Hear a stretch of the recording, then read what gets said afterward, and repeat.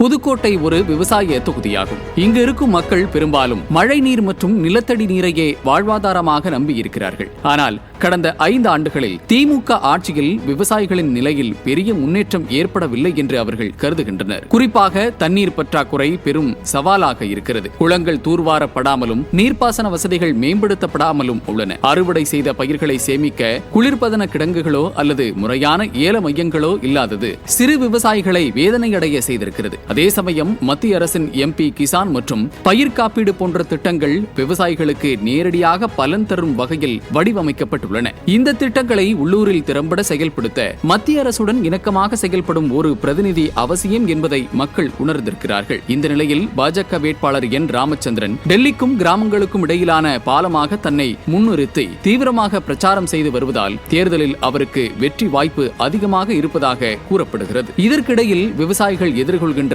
கடன் சுமையும் நாளுக்கு நாள் அதிகரித்து வருகிறது. பயிர் இழப்புகள் ஏற்பட்டாலும் சரியான நஷ்ட ஈடு கிடைக்காததால் பலர் வங்கிகளுக்கும் தனியார் நிதி நிறுவனங்களுக்கும் கடன் வாங்கி சிக்கலில் சிக்கியுள்ளனர். உரம், விதை, டீசல் போன்ற விவசாய செலவுகள் உயர்ந்திருக்கும் நிலையில் விளைபொருட்களுக்கு உரிய விலை கிடைக்காததும் அவர்களின் வருமானத்தை பாதிக்கிறது. இதனால் விவசாயத்தை தொடர வேண்டுமா என்ற சந்தேகம் கூட சிலரிடத்தில் உருவாகி வருகிறது. இதே சமயம் அரசு திட்டங்கள் உண்மையில் பயனாளிகளிடம் சென்றடைய வேண்டும் என்ற எதிர்பார்ப்பும் அதிகமாக உள்ளது. திட்டங்கள் அறிவிக்கப்படுவது மட்டுமல்லாமல் அவை சரியான முறையில் செயல்படுத்தப்படுகிறதா என்பதையும் மக்கள் கவனித்து வருகின்றனர். கிராமங்களுக்கு நேரடியாக சென்று பிரச்சனைகளை கேட்டு தீர்வு காணும் பிரதிநிதி தேவைப்படுவதாக பொதுமக்கள் கூறுகின்றனர். இந்த நிலைமைகள் அனைத்தும் இணைந்து இந்த தேர்தலில் வாக்காளர்கள் மிகவும் சிந்தித்து முடிவெடுக்க தயாராக உள்ளனர் என்பதை காட்டுகின்றன.